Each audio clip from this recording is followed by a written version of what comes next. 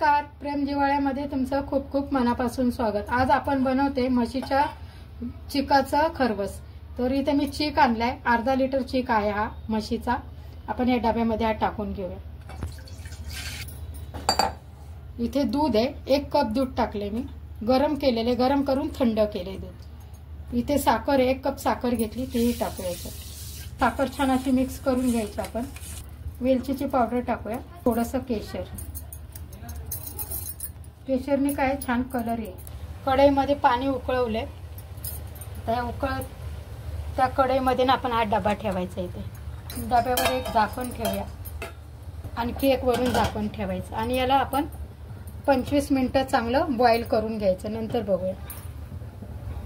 आता बघूया आपली खरवस झाली आहे का। आता 25 मिनिटं झाले, 20 ते 25 मिनिटं झालेले। आता आपण चेक करू। तर बघू शकता आपली खरवस मस्त फुगून वरती आलेली आहे आणि हे टूथपेस्ट टाकते ती चुपकते नाही कुठे। हे बघा एकदम मऊसूत अशी निघते। आता आपण गॅस बंद करूया आणि खरवस मस्त थंड करून घेऊया। फॅन खाली आपण याला थंड करून घेऊया आणि नंतर वड्या पाडू। आता ही आपली खरवस थंड झालेली आहे मस्त।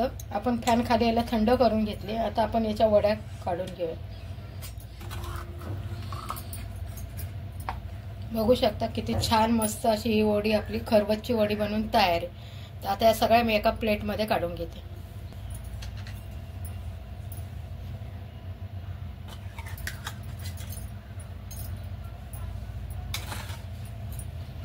अशा पद्धतीने आपला म्हशीच्या चिकाचा खरवस बनवून तयार आहे।